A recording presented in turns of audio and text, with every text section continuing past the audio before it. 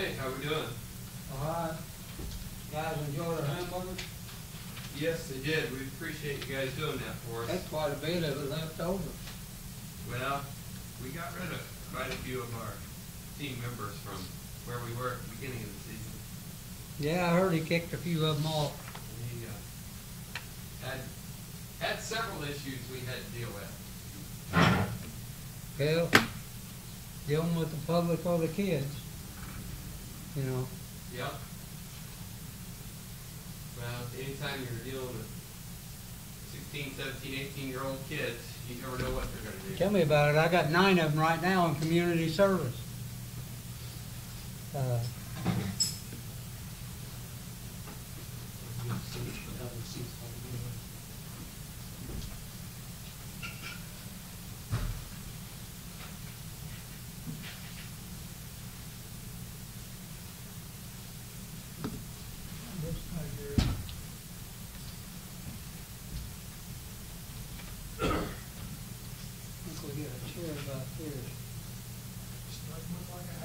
It's getting there, slowly but surely. So, they never go as fast as you'd like. No. I know we're doing all the habit downs. You get the outside up before she's not done. Yeah.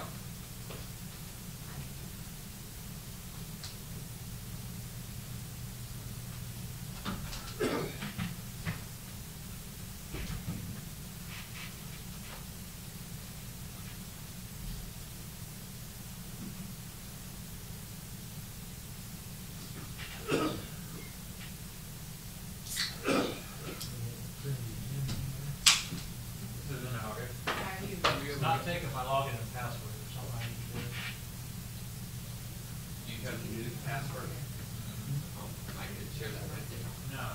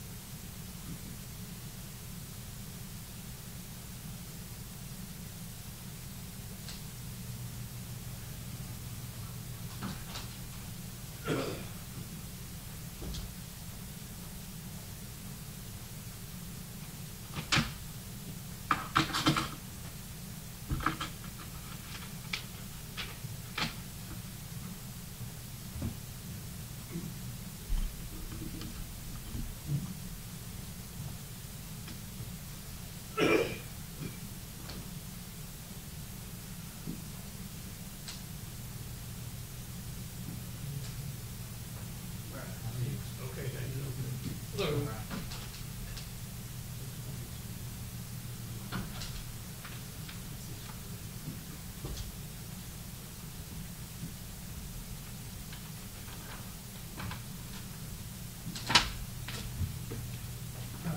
Hey, how's everybody tonight? Everybody bundling up? Hello, Russ. Hey, Dan. Russell? Hey, Dan. Hello there, Ryan. Hey, how are you?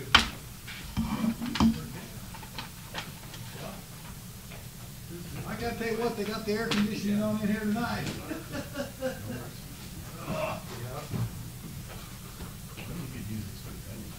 What are they getting done today? Well, they got the, took forms off the, base for the chimney, and it's framed up to pour the cap on that, and the glass in the window. So, You don't have to go in for siding on that little part of the leak. go ahead and do it all. You need to get that done, so that way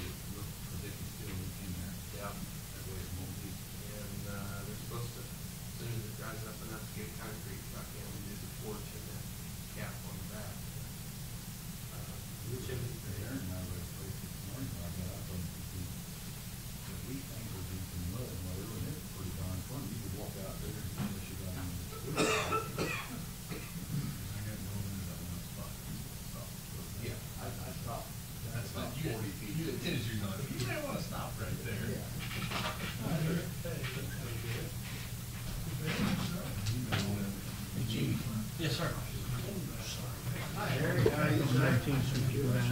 Oh yeah, we've been down there a lot. In fact, I just left from down there. Because I've been down there a lot myself too. She's up there. I see the pictures of Yeah. I gave one verbal and one written ticket about 5:15 before I came back. What do you think? They play like that in the varsity. Based on what I see, based on what my guys are doing in the wall, most everybody's speeding. I don't think the stop sign should be Logan. I think it should be all of And sometimes I think they're home. because they're speeding. Logan doesn't make a lot of sense to me. Wall and Clark makes more sense. Wall is where the traffic signs are on. So to me, wall makes more sense. We don't want that. What else can we do? Yeah, I talked to them. They said it slowed down the past couple weeks while we've been in it. No, I Still, even with us in there, I mean, I said Hey, Brian. 15 minutes. Give us a little We heat. got one doing 37 and a 45 and one doing 40. Got icicles hanging. Because what are the benefits of So, that? 15 minutes. Please. Hey, you said it's I space half, That space property two, that's on space change, space Here that this, we made a bid exclamation. on? Yep, Is that and the that one was you- just is for that the first one, Chase then you make Hospital? whatever you want. It's not accepting another All right, give me a second. It's a little bit higher. Oh, really? We thought it would be easier for us to get rid of it if we had both. Well, That's true. When he was on air. 17th and 18th. It's automatic. Ours was lower than what There we go. What, 65? Yeah. Thank you. Yeah. When do those come out? I know we turned those in. I remembered at 3:40 on Friday. Friday was the last day, so I had taken a picture of the fund. So I started walking down the courthouse. Remember I had the phone in my pocket. So I took my phone back to the car. I got all the way down there. They handed me the form. And I'm like, I remember I pawned my phone. They're like, well, we close in 11 minutes. Yeah. Well, they gave me the book, and I found a picture of, I have little big black and white pictures. So I found one South 17th Street, all you can see was high grass. So I wrote down that item number, I got back to the bank, and it was the wrong one. So I called down there, and Ed answered it, it was like 3:59. I said, Ed, I need a favor. I said, we either need to have to pull that bid, and we won't put a bid in, or I guess you probably can't change it. If you're here, it's not possible to put it up, but if you're here first thing Monday morning, I'll let you open it up and put it back in. So I've been like, if we end up with a property we don't want. That's been good.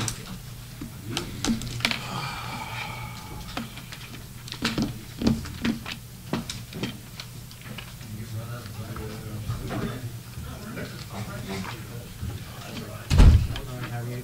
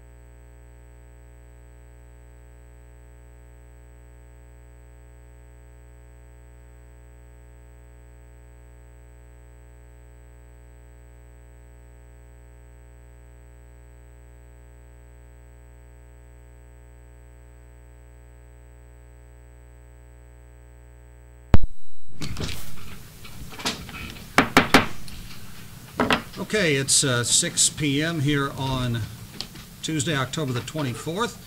Time for our scheduled city council meeting. And I would ask that we would all rise. And we have on the agenda here Pastor Charlie Allen to lead us in our invocation. Let's pray. Our Father and our God, as we come into your presence tonight, we thank you for this day and the blessing that you've afforded to us. We thank you, Father, for life as it is. We thank you for the freedom that we share. We thank you just for the knowledge that every day that we move, you know our comings, our goings, you know all things about us, and you have a plan and a purpose in everything that goes on in our life. We thank you most of all, Father, for your love for us through Jesus Christ and all that you have provided for us by his death and resurrection. Tonight, as we come to this time, we seek your blessings upon our town council as they come to operate on behalf of the citizens of this community. We thank you for their willingness to serve, and we just ask you to bless them and guide them in the decisions that are made. Thank you for all the servants that serve this community, Father, and we just pray that in every way you would just keep your hands upon us and just give us the good things you have. Now go with us tonight, direct us, and we'll keep our eyes on you and for the good things to come. And it's in your name we ask it all. Amen. Amen. Fellows, pledge of allegiance. I pledge allegiance to the flag of the United States of America and to the republic for which it stands, one nation, under God, indivisible, with liberty and justice for all.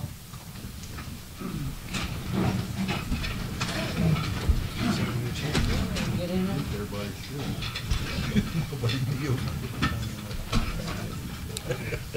All right, Deputy Clerk Ripley, would you please call the roll? Alderman Hughes. Here. Alderman Curry Woodsman. Here. Alderman Brown. Here. Alderman Voss. Here. Alderman McComb. Here. Alderman Urbis. Here. Alderman Bratton. Here. Alderman Bastian. Here. Alderman Pittman. Here. Alderman Campos. Here. Thank you, Ms. Ripley.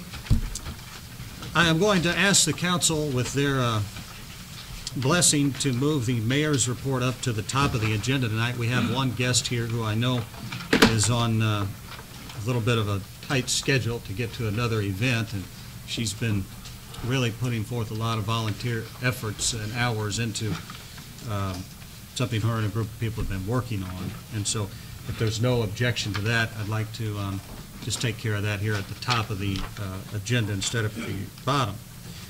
And with that, I have the consideration of appointment of Dave Ardrey to the Airport Authority Board. That's not what I referenced. That is an order of business there. He was unable to be with us tonight because he's on university business and apologized for that, but said that he has enjoyed serving on the Airport Authority Board and looks to carry on the legacy of Mr.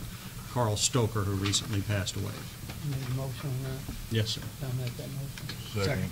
All right, we have a motion and a second for the reappointment of Dave Ardrey. All in favor signify by saying aye. Aye. Opposed? Motion carries. The item that I was mentioning is that Miss Jamie Stewart Green is with us here tonight, and I've handed out to the members of the council a email that she drafted me, and it's concerning the efforts that she and other members of the Murphysboro Hometown Christmas Group have been working on. And I'm very impressed with their hard work and efforts. And Jamie, if you'd like to address the council regarding those, I would give you this time to do so. Hello. Murphysboro Hometown Christmas was formed earlier this year in January in efforts to kind of revive the holiday spirit in this town. We're specifically working just in Murphysboro with this group. This is a group of volunteers. We have a board, president, vice president, 2 secretaries, treasurer. We have been working with a small group every month to pick out activities that we could organize for this year for the holiday season. We have several events that we've planned. However, I'm here tonight to get your blessing on a few that would take place on city property. We have 3 areas that we're really trying to decorate in town this year. First is going to be the Town Center Plaza. The second area is going to be Smizer Plaza. And the third area is going to be the city building, city administrative building.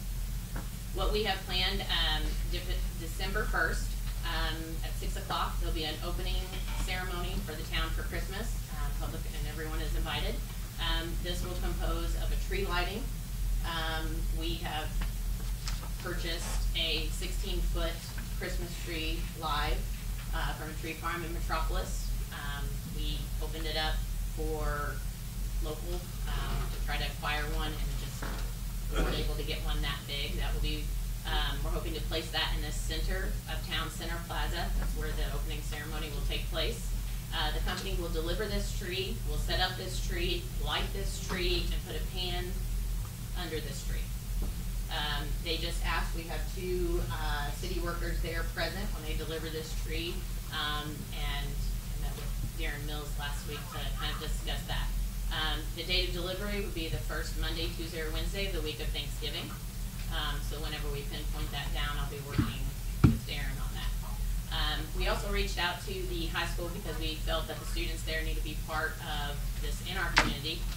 They have a class there that is welding a tree stand that will help secure it once it's actually in place.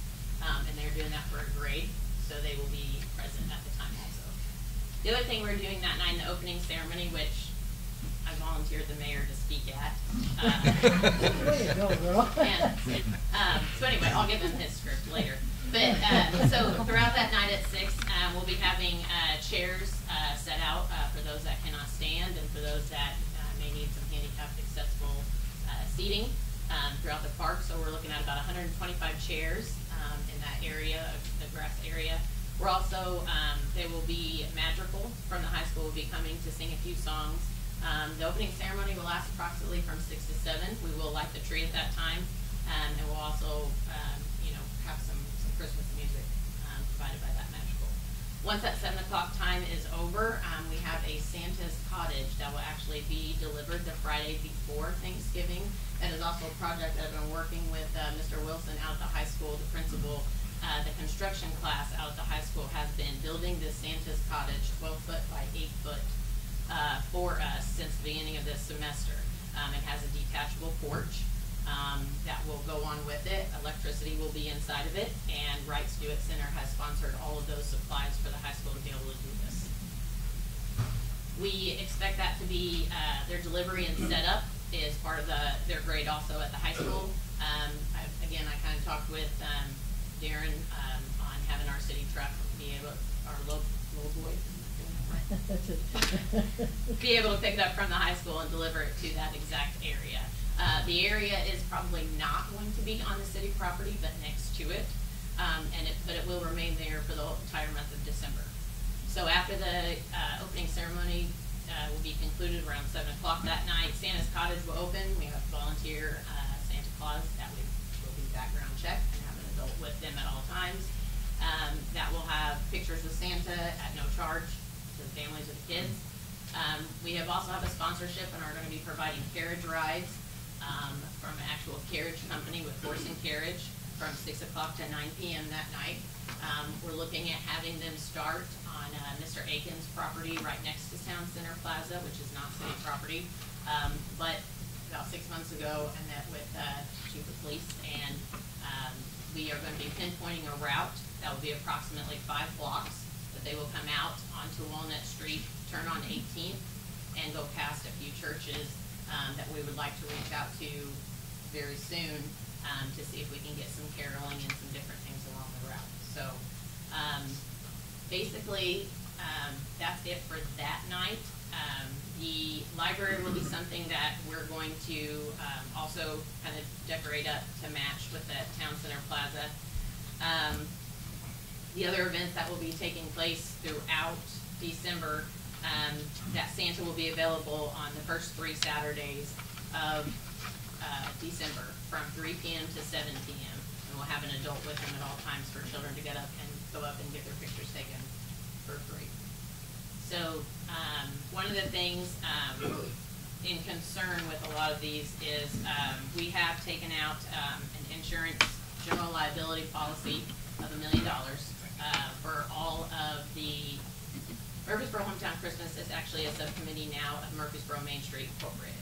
Murphysboro Main Street has kind of started up over the last few months, and this is a subcommittee that falls underneath Main Street. So our insurance policy will cover all of Main Street's events and subcommittee events for a year, is the policy length. Also, in kind of planning this throughout this year, we reached out to the mayor and Mr. Heller, and we'll have some volunteers on decorating some things that the city guys will not be doing. And so we have a waiver that specifies Murphysboro Main Street Incorporated and covered that. If you are a volunteer and you do want to help hang some garland or hang some wreaths or something, you will have to sign that before you take part in helping. With that being said, I met with Darren also a little bit last week and kind of talked a little bit about the schedule. What we're asking the city guys to do is to hang lights in Town Center Plaza, Smizer, and a little bit on the city, around the city building. We've kind of talked about a schedule, weather will always permit. So decorating will start in October. However, lights will not be turned on until after Thanksgiving. Those are the events that will take place that'll involve the city property. We've also rented out the movie theater of Liberty for a couple children's movies. They'll be available to the public free of charge. So our goal is to keep people in town that live here and to welcome others that are from other towns during the holiday season. All right, thank you very much, Jamie. We appreciate that. Does anybody have any questions from the council, other than just thank you very much for all of your efforts? I cannot tell you how proud I am of your group and the work that they've been doing. It's been really impressive. So, I apologize. No. Understood. Thank you. Thank you so much. Thank you so much. Okay. We do have an email address. I know not everyone's on social media. We don't have an address. So our email address is murphysborohometown.christmas@gmail.com. And most recently, we put out something on social media asking that any organization in town, whether it be a church, whether it be a school, whether it be some kind of organization, if you're putting on something for the Christmas holiday, please let us know by November 12th. We're putting together a brochure that will go out to the schools and the businesses and public. We're trying to get everything in town on one brochure so that people have the opportunity to see what's going on in the town for the entire month of December. So, thank you. Thank you. Thank you. Fantastic. We need about 20 more. Yeah, that's just That's just more than I anticipated. incredible, and that's just the stuff that they're wanting to do with the city. I mean, the list of things they're doing with other groups is twice as long as what you just detailed there. So Wonderful. it's I don't have half her energy. So in any She runs case, after 3 little kids all the I time. know. And Jim isn't watching them. Okay, well, thank you so much for letting me take care of those items at the top of the agenda. That will take us into the consideration of council minutes from October the 10th, 2017. And I entertain any questions or amendments to those minutes at this time. Seeing none, hearing none, I'll entertain a motion to approve the minutes as presented. Second.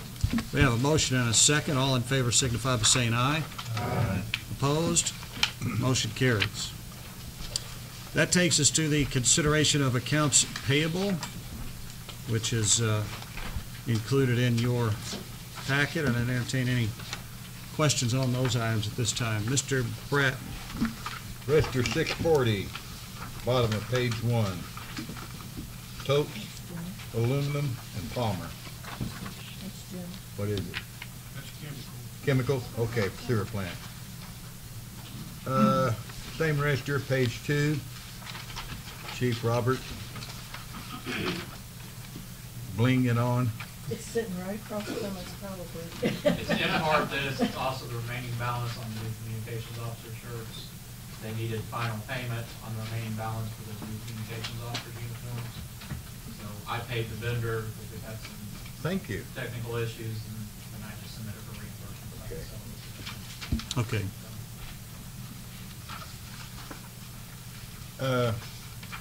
While I still got your attention, on page 5, were these 2 police cars messed up or bad on the inside or something, or we normally don't pay James to clean police cars? sometimes the rusties bleed, sometimes they defecate, sometimes they urinate. Yeah. And James is That's- good about cleaning it. He comes out anytime for us. That's what I assumed, but I wanted to find out. That's all I have. Thank you, Mr. Bratton. Any other questions on the bills? All right, I'd entertain a motion to pay the bills. Second. All in favor signify by saying aye. Aye. Opposed? Motion carries. That takes us into the regular committee and commission reports. First, I do want to also mention we will have some budget-related reports presented by Scott Evans. That's not listed here under new business, so we'll make sure to recognize him. But with that, I turn it over to Chair Mr. W.J. Pittman. All right, first item under old business is the consideration of the draft contract for grant writing services. You guys should all have the most recent contract in the packet. Things that changed from the last contract that we saw are obviously the commission amounts on page 1. On page 2, at the top, item D, any required monitoring, reporting, or auditing of grants shall received will be the responsibility of the city, so he did not want to include the auditing of any grants into his duty. And then under section 5, item B, it changed where the propriety information, if the city decides to not renew the contract, he would be able to keep any information that he's gathered. If Mr. Hollow would decide to not renew the contract or void the contract, that he would be required to turn over any information gathered to us. I believe, Richard, those were the only really items that changed. It correct? was that, and also it was increased from a 1-year term To a 2-year term, correct. That was number, under 5, that was A. Under 5, that was item B. B. He said he was not willing to negotiate the commission amounts. So, I basically had him list to me what terms he wanted to put in front of you guys and told him we would get it in the contract. So this incorporates his These are his request terms that he changes? put forward, yeah. His counter offer basically. He received a copy of the draft, and he emailed me back saying that it looked good to him. As prepared. Yeah, he said it's on page 2 at the top, section D. 3D. That it would be the responsibility of the city. Mr. Bratton? I'm gonna go to the do-it person, Sandra. How much of, or whoever needs to address this, how much of a problem is that gonna be for us to take care of the Auditing? auditing and stuff on the grant? I think it would depend on how many. If he gets like a boatload all at once, that would become a problem. If it's 1 or 2, I don't foresee any issues. I think it just depends on the quantity and. Well, I understand that. I mean, if it comes in with 6 of them 1 month, then there's a problem. Yeah. And especially at first, I don't think we're gonna get that many. It would be. And it's gonna be a little bit of a learning curve. Yes, it would be a great problem to have, but it's gonna be a little bit of a learning curve, I assume. But after you do it so many times, it's just gonna be a time consuming, but we have hired someone else in the water department, which isn't your department, but it has taken some of the pressure off of you guys for the last quite a few months. So, okay. Ms. Hughes? I think that Chief had some concerns about that monitoring the last time we talked about it. Would you reiterate some of that for us? Well, I'm gonna tell you, Bureau of Justice grants, BJA grants, there's monitoring, there's quarterly reports, and there's things you sign off on to the feds that you attest everything's factual. Monitoring grants is not easy, especially depending on the timeline on it. And if you don't write the grant, then you have the whole learning curve about what's in the grant. And then you're also attesting that everything in the original grant is true and accurate, and everything you're putting forward to them under your signature is true and accurate. And I don't mean to be a wet blanket, but that's not something you can take lightly, because if the feds ever catch you in inaccuracy, and I think Mr. Bass, you can attest to this, then you cannot ever participate in grants again. You can't write them, you can't audit them, you can't enter them. It's a big undertaking, and whoever signs those audit reports is responsible for what's in them. And on any grants that we've had before, who did not? You did? Okay. Mr. Urbis? Thank you. Well, one comment about that, I don't know that we would want him signing off on as our auditor though either. So, I mean, I think it's probably better that it's done in-house. Because he's not gonna have all the information once he gets it. Correct. Mr. Bratton? Mr. Shepard, you guys write grants, and who normally monitors them for you, or give us some, I mean, Southern area, there's an organization called Southern Five, similar to Three Regents up here, but, I mean, we do a lot of DCEO grants that we do, and admin's built into the grant, so, I mean, that's usually 6% of the total grant, so that fee is built in, and it does, take quite a bit of time. I mean, it's not, there are reports, and quarter reports, there's, close, when the grant closes, you have to send in all that paperwork, and it's not a. so you, so when you write a grant for somebody, you basically just turn it over to this company, and they get paid 6%, is that what you're telling me? Well, I mean, down south, I mean, up here, we do monitor, we do, admin all the grants up here. Okay, so how much of a hassle is, I mean, enlighten me a little bit on this. And I'm trying to get, Chief, I'm trying to get different perspectives from different people, so don't take it personal. I think it was said, once before, I mean, it takes as much to administer a $40,000 grant as it does a $400,000 grant. I mean, it's paperwork, I mean, that's what's built into it. We don't do federal grants other than, we do work with rural development, federal loans, and things like that. And there's a lot of paperwork with them. And the other part of that question, if I may, now, Sandra, you've heard a couple of different inputs here. What's your feeling? I'm only familiar with the ones that I've done with, Yeah. through DCEO. But that would be something I think that you and Scott would both be involved in. And if we can't make that work, it would seem to me like if we have to pay, say like on a, let's just say we got a $250,000 grant. We got an 8%, in the worst possible scenario, we're probably gonna pay maybe another 6%. So that's still only 14%. That's 14 cents out of the dollar we gotta pay out, but the rest of it's ours, free. Well, we would get we would potentially get the fee for the administration part. Yeah, but what I'm saying, if for some reason we said, this is just too much, we can't handle this, we've gotta have somebody else administer this, everything else, we're gonna pay 6%. But we're only paying out 14 cents of the dollar, the rest of that dollar is ours free. We don't have to pay it back, so to me, it's a no-brainer. I think one thing, if I, go ahead, John. Well, I mean, I do a lot of grant monitoring and reporting, and it does take time, but really, once you do it a few times, it's pretty much 90% of it's the same thing every quarter. I mean, Yeah, some okay. figures change, but it's much easier the second and third time. The first time's a pain.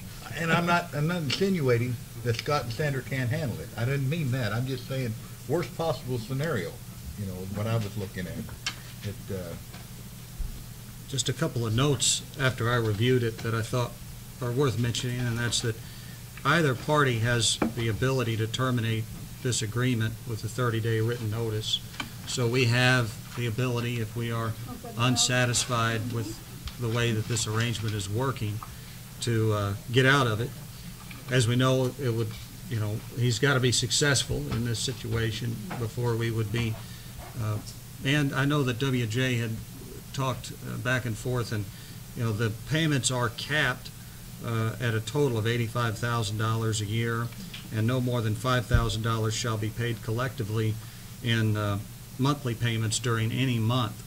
So, there are some things built in here to manage the amount of money we would have to pay out month to month. So, I think with that, I don't necessarily see how we can go wrong giving this a try. It may not be. I mean, we have it out. Exactly. Like you said, And no, go ahead. And we have an out in every proposal that he makes. I mean, and it's not just that we have to end the contract, but we get to weigh each and every opportunity that Mr. Hollow would present to us. And the chief brought to our attention the monitoring of it, and that's terrific. And he's also very clearly said that he doesn't want any part of that. And so it really it would be department by department. Each department would have some role in the monitoring. It wouldn't just fall on whoever it's affecting. And And so their inputs on whether or not this is something that we should go for happens each and every time that we review one. All right, Mr. Bratton? I guess what I'm looking at, if for some reason he was able to secure $800,000 grants, we're still gonna get $720,000 free money. So I don't see how we can lose in this situation. And I agree with Mr. Urbis. I think that we would want to audit it ourselves rather than somebody else. And I understand your theory on that, and I agree with that. You know, it's kind of like let somebody else run your business. You know, they're not going to run it as efficiently most of the time, and watch the dollars as close, you know, when it's your own money. But I don't see how we can lose, especially when both parties have an out on this. And I'll be glad to make a motion if we accept this. Gloria, did you? Could I ask one more question too? Oh, I'm sorry. Go ahead. I was going to say, if we have the case that the opportunity will come that we will need to hire somebody to do the audit for the city of this grant, you know, it is the best case scenario. It's not the worst case scenario, but, you know, it's a win-win for the city. Okay. I just have one question, and, well, I actually have two. One to hurry. You had voiced concern about the last contract proposal you had about the amounts. Does this seem reasonable to you? It seems reasonable to Chief Hollow, Well, you know, I know, but I and know so that you were I think so. Well, and that was just it. Was I just had concern that what we were suggesting he would was not going to be well received by the chief, okay. and so. He obviously is pleased with this. Now, WJ, I have a question for you. Not the last one that we saw, but the original kind of draft that Chief Hollow put in, were these the same percentages there? Yes. All right, so with $1 million or up, the 4%, wasn't there something about he's losing money there? At $1 million, if he gets us $1 million, he gets $60,000. Yeah. If he gets us $1,001,000, he gets like 40-something thousand, because the percentage goes down anything over $1 million. Okay, thank you. I just I'll clarified second what I Danny's needed to know. motion. If he gets us that, I'd be willing to split the difference on the commission. I tell you that right up front. All right, I think Danny, did you make a motion? I said I wanted to make a motion that we accept this grant writing proposal with Mr. Hollow. All right, I think Mr. McComb had the second. All in favor signify by saying aye. Aye. Opposed? No. So Mr. Pittman opposed. All right. That is only item under old business. Under new business, we'll start. You guys should have gotten a report from Scott. Or Mr. Evans go over the report they provided for the meeting. Thank you, Alderman. Okay, what you see in front of you, of course, is the usual sales tax report. This is updated through the voucher that we just got this month. Between the home rule tax and sales tax, we've got almost $261,000, which is a little bit less than last month, but yet better than this time last year. I will say for the first time now, the state's website actually documents what the admin fee is that we lost, essentially. So it's about $3,000. The 2% of the home rule tax is about $3,000. So it would have been about $264 if it hadn't been for that. And it's interesting because that entire report for the entire state, the state withheld about $6 million of admin fees this month alone. So that's $72 million a year that they have, or will be getting from the new admin fee that they've instituted with the new bill. So pretty good money. So that's going to hurt us about $36,000 a year on average going forward unless that all change. So anyway, but I still think, that being the case, I still think we should hit our targets for the sales and home rule tax by the end of the year. Mostly because we just seem to be on an upward arc compared to the previous year slightly, and the admin fee is not going to be enough in this year for these few months that's been affected to make much of a difference. So we should hit our projections on that. The next page is the income tax, and I don't know how close you guys have looked at my reports over the years, but do you notice how I always had like a couple numbers in a box over on the right side? I can't believe they're- Yeah, that's scary. That's not a typo. I didn't get the box on there. They actually are caught up. I guess as part of the other piece of the legislation that affected, you know, we get less income tax now as municipalities. They're giving us 10% less than we would have before the bill hit. So I guess as part of that negotiation, they were forced into catching those payments up and keeping them current as a consequence of that. So that's $62,000 that you see there. It hit the bank a couple days ago, and it was just vouchered about the 12th of the month. So there's only like a 2-week lag time now on this. Instead of 2 months. Instead of 2 months, yeah. So that's good. So Scott, let me ask a question about that then. How long have you been boxing those two numbers in a sense because they were vouchered but not paid? I mean, 12 and a half years. All the way back. 12 and a half years but, that I know of.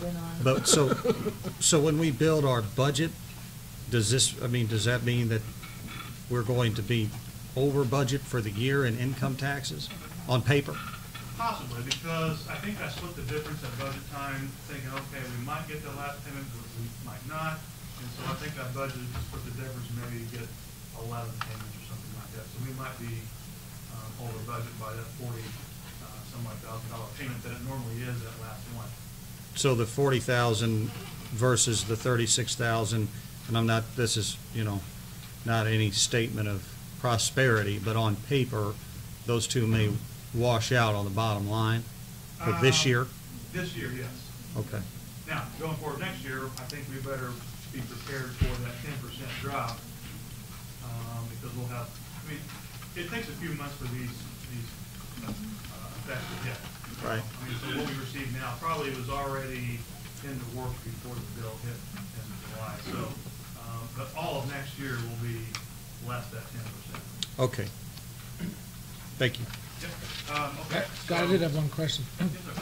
Did the tax increase, will that No. work to our benefit? We get none of that. Okay. That's what I found out when I just called personnel at the Illinois Department of Revenue Local Government Bureau, and we just had an honest chat, and they were very helpful. And but they said, no, you get to share in none of that increase, and in fact, we're giving you 10% less than you had before.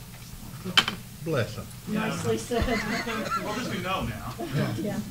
So, okay, so the next page is the report where we look at the actual expenses for the general fund versus the budget. So through the 9 months, general fund has spent $3,812,000, and for the same period we had budgeted $3.7 million, so we're slightly ahead of that. And by the same token, we brought in $3,714,000 in revenue, and we budgeted $3,723,000, so we're about almost $9,000 under budget there. So as a result, we have a deficit through the 9 months, which we had a deficit last month. It's just a little bit worse this month.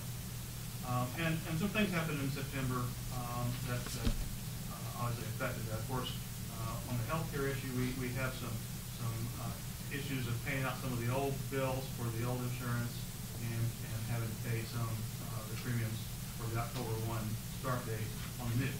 So that's higher than normal.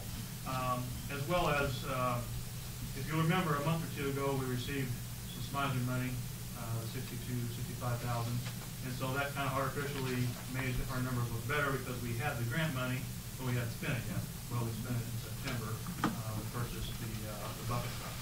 So that's why if you look at street department,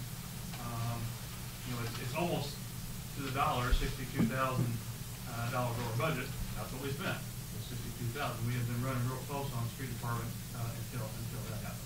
Should that come out of the street department though? When it was like a grant? Yeah. Okay. Yeah, I mean, it's still capital expenditure. We record the revenue for the grant in a line called grant received, and then we record the expense in the capital line where it goes. Okay.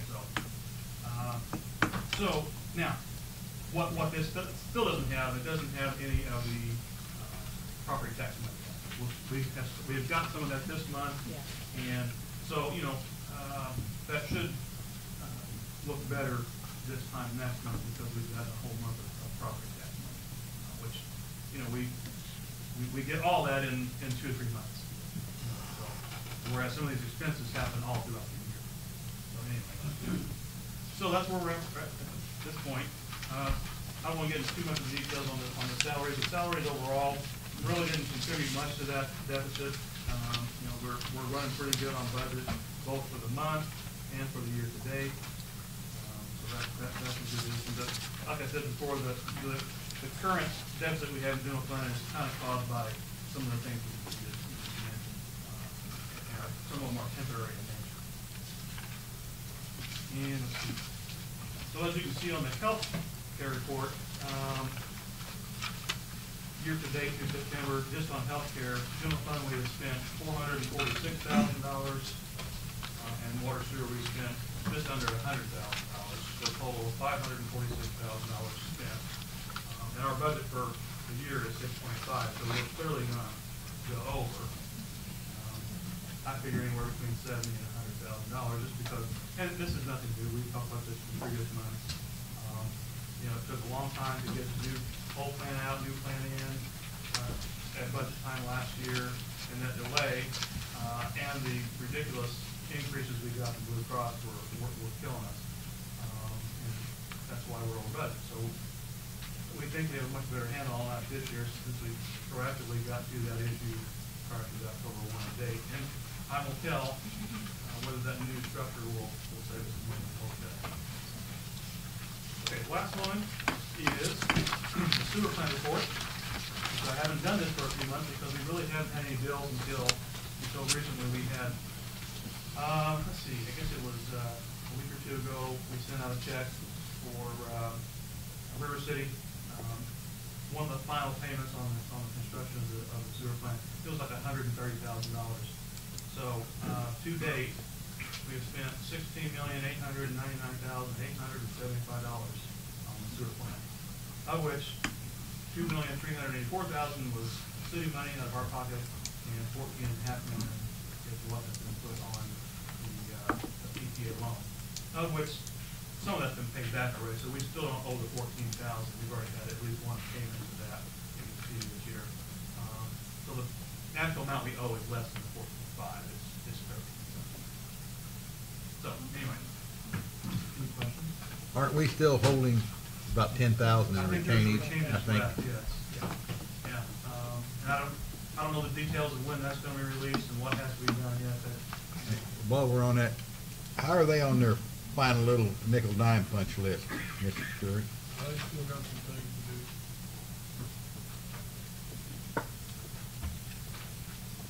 Well, I'm sure if you get with Harold, he'll push the button on them then. Hope to close all that out to make the meeting. Yeah, that's what you were telling me. Thank you. Mr. McCall? Harold, our wheelchair ramp at 20th Commercial, are they gonna repair that? They run over with their trucks and broke it.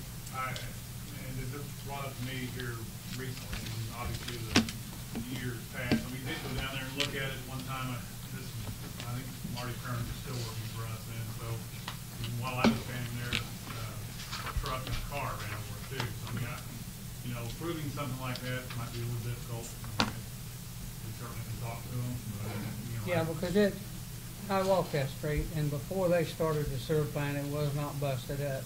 Once they started in with the trucks, with the heavy equipment, the concrete truck, they cut right over and they have busted it up pretty good. Kind of dangerous for a wheelchair ramp at this time. I mean, it's not that much money, right.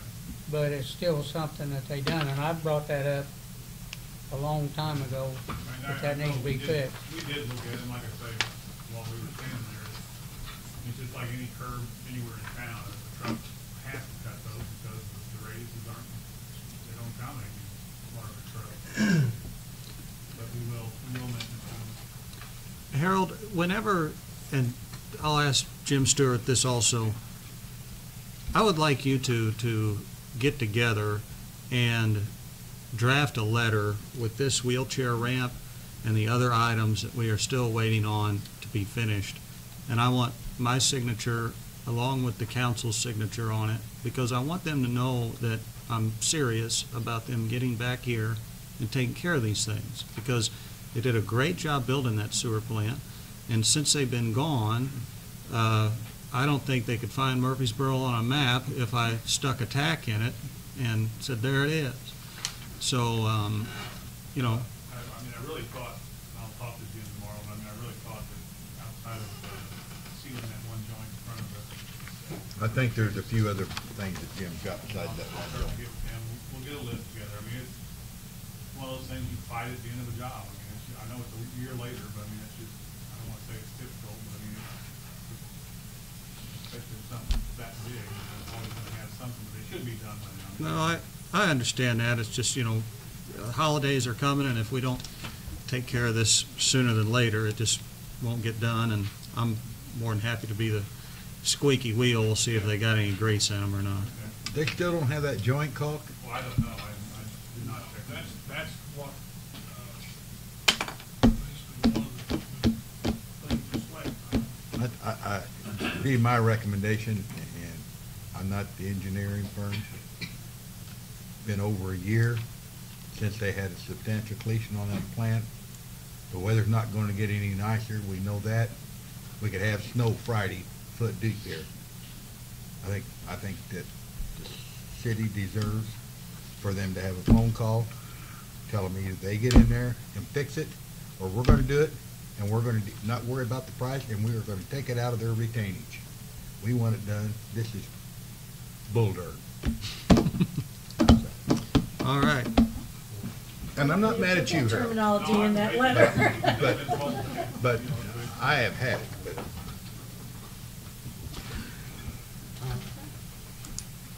The other item under new business is the consideration of funding resolution for the bike trail. You guys should all have that in your packet as well. And Will, I'm assuming is that by you? Yes, just as a reminder, this is essentially a, we voted, gosh, it's been almost a year ago probably, with the support of Joe Capias and his financial backing to participate in helping to share the cost of building a bike trail that would connect Carbondale and Murphysboro. The biggest part of that is a box culvert that's going to go under New 13 near the Jackson County Humane Shelter. And so I actually spoke with Mr. Capias today, and Sandra, you'll appreciate this. He was at Disney with his granddaughters and said that the letter he wrote a year ago is as good then as it is now, and we can build it and he'll pay for it. So anyway, but we need this resolution to make the project happen governmentally, essentially. Need a motion? I do. I'll make that motion. I'll second. All right, we have a motion and a second. All in favor signify by saying aye. Aye. Opposed? Motion carries. That's the last item under new business. Is there any public comment under budget and finance? No public comment, we can move on to budget and finance. Okay, that takes us to Building and Grounds and Mr. Gary McComb. Gary, I've got nothing on that first item, and I apologize for that. I went to D.C. and I didn't do anything. Well, we should, the one that's on there, still remind us that it needs to be done. Yep, I'll keep working on it, so. The next one on old business is the railroad overpass construction part of that, where I think they want us to pay for the movement of the water line, isn't it?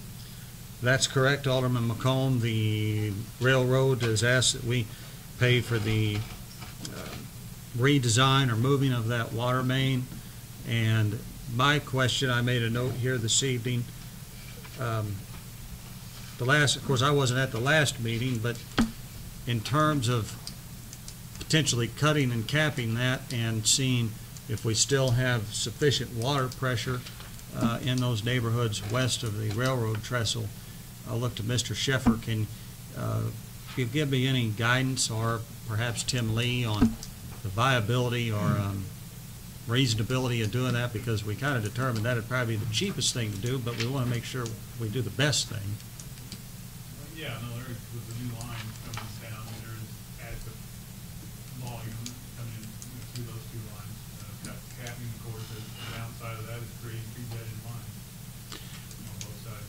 And you have to forgive me because I'll show my ignorance here, but when you say the downside to cutting and capping those lines, help me understand what essentially the downside to that in this specific case would be. Well, I mean, anytime you can lose a water system where water is circulating through coming from different ways, once you create that dead end line, there would be a hydrant installed there, or it could be flushed. But I mean, it does create the possibility of stale water, at that location. It's just like it would at the end of any dead end line. Okay. Mr. Lee, do you have anything you want to add to this conversation? I think that would be the cheapest solution. Okay. And we do, twice a year, we go out also hire for water quality. Okay. We could also come up with another idea and present to the council. That would have a larger dollar. Well, I know the estimate that J.T. Blankenship provided to me on the project was somewhere around $40,000. The Union Pacific Railroad did offer to essentially do the project themselves, and then the city could make payments over a period of time if we wanted to. And I said, thank you for the generosity, and so that's the option. But I'll be honest with you, I think that if we're just disciplined about flushing a hydrant there, and if we're 100% confident that we're going to maintain the water pressure and service to our residents by cutting and capping that, to me that seems like the most practical thing to do. Any other thoughts? I'm wondering, let's think future. If Murphysboro get to grow into that direction, will that capping that line affect any Potential growth? Potential growth in that area? Harold? I don't think so. I mean, there's nothing's going to grow at those dead end lines. Basically, forest service on one side and house on the other. I mean, nothing can grow in between them. Okay. So I guess he's saying the way that those particular lines service that area, I guess we would still be able to have growth that direction. Okay. One more question, Mayor. Last time, if I'm not mistaken, we were talking about when the city provides cheap and oil service to that area. There was, I might have missed. We're going to have a separate discussion regarding that. It is separated with the water and the cheap and oil. Never mind. Okay. Okay.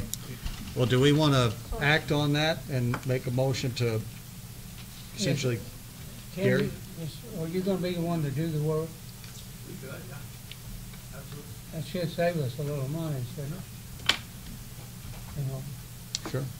Gary, you're the chair of this committee. What do you think? Oh, well, I think if that's what we've got to do, and we're going to do the expenses, we might as well do it with our own employees. We're paying them already anyway. No, I agree with that. I'd entertain a motion to have Tim proceed with this project. I'll make that motion. Second. All right. All in favor? Aye. Nay? Ayes have it. Next one is discussing regarding the 23rd Street Union Pacific. I think that's where they're trying to charge them for driving. Right. That was to pay for the water line, I think. No, they weren't going to do the water line either. I do have a couple of updates on that, Alderman McCollum. Thank you. Our engineering firm has done some research and found that we have records going back to 1991 showing that we have maintained that road periodically through our oil and chip programming. And I also spoke with our street department foreman, Darren Mills, today. And as far as his recollection goes, and Darren, I think you were hired in 2002 or 3? I started with the street department in 2006. Since then, we have been maintaining that right. Okay, so for at least 11 years, we've been mowing the right-of-way 4, 5, 6 times a year. So, in so much as we've been doing maintenance, we can attest to those things pretty confidently. And in speaking with our city attorney, and I'll let him speak to this in a moment, I think they feel that we have the ability to pursue a prescriptive easement. And so, Mr. Blake, do you want to speak to that at all? Well, I will, and speaking with Harold, he says, informed me that their records show that the city oil had shipped that road in 91, 93, 2004. We know of, you know, we'll better be, this is something we did on a more regular basis if we are going to, we're to proceed with asserting prescriptive rights against the railroad, which I think Mr. Heller and Mr. last discussed. When we're talking about a prescriptive easement, we're talking about the city's use for 20 years plus. We may want to go back and look and further search with Darren with the city's records, their mowing, and whatever communication there may have been with the railroad. If they said, no, don't mow, that's our property, we do it, keep off our property, those type of matters. And we know that the property owners have used this as the roadway for, we don't know how many years past. You know, those are questions we may look further into to get the details, and you know, I think we would want to, you know, approach the railroad further with those details and say, look, you know, this is the use we can show. Is this something we can work out and get an easement for the city, and those landowners, rather than what they've offered is a lease. That the wording is, you know, if they can terminate it on 30 days notice. So what good in the long term is a lease that they can terminate at any time with 30 days notice? You know, what we would want to try to secure, if we can gather all of our information, have it prepared to present, can we then work something out, something that's a real long-term solution, not, you know, a lease that has no real value terminated on a civil notice type road. To help those landowners, homeowners there. And have they were some asking long-term them for protection. some $60-some odd dollars a month. I think it's 83. 83, I was thinking it was $83 a 63. month, Okay. Mr. thank you. Bratton? So do you need verification that that road has been used? Well, we know it. For all, well, I mean, because my wife, if we're talking about the west side of the railroad tracks, you go across and where Heinz, yeah. My wife lived next to the Heinz place there in 1960, and we can go back to that and we can verify that. And before that, I don't know how many years, but I mean, they've used that. Mr. Pittman? I'm not 100% familiar with the area. I've been back there and drove back there after it came up in the first meeting came up. Worst case scenario, if we can't get that easement, is there anywhere west of those properties that, you know, that we could come in at to give them access to those? The bottom road is owned, that might go back there, is owned by the Mifflins, I think. Where you come off on the 149. But still, they're saying when Heinz Oil parks their truck out there to fuel it, they're on railroad property. So they're gonna say part of that other road's on railroad property too. The Lavelle family lived on that when you cross the railroad tracks and turn back to the right. They lived there in the 60s. And they got a daughter younger than me than older than me that were raised back there. And they used that all the time back then.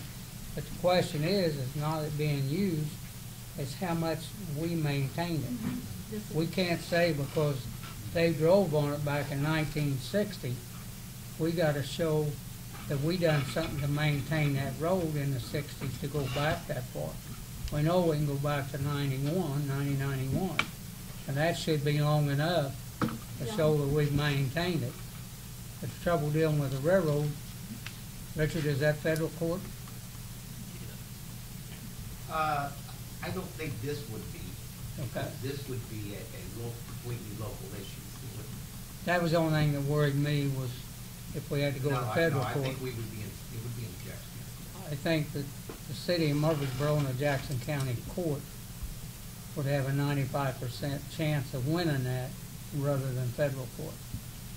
That's just my opinion. What, Danny? Mr. Ziegler, how long have you lived just west of there, that railroad track? Close to 25 years.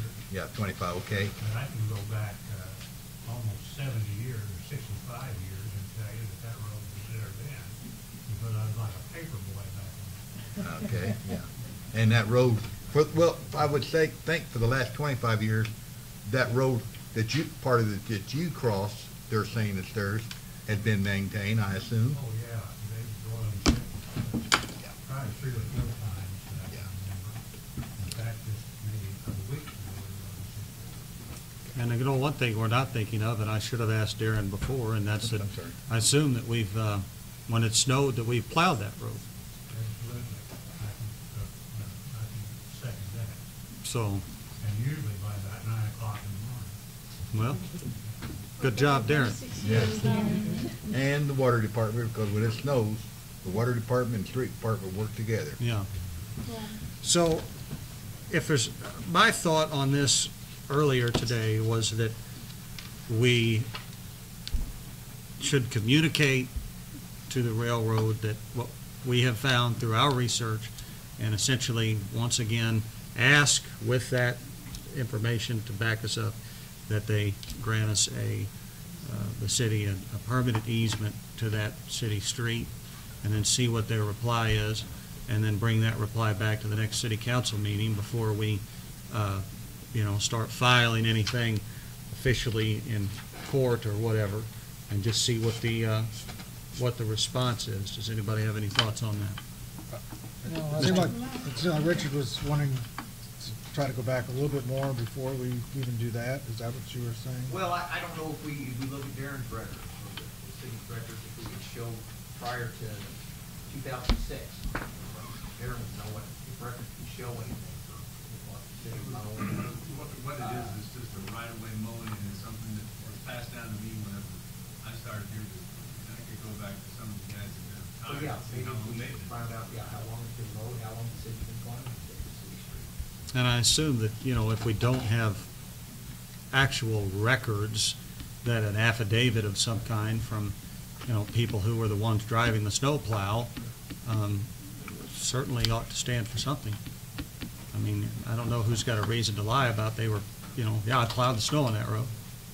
Mr. Pittman? If we do end up, if they don't give us the easement, we end up having to go to court, can they in the meantime charge these homeowners that? Well, they're not now.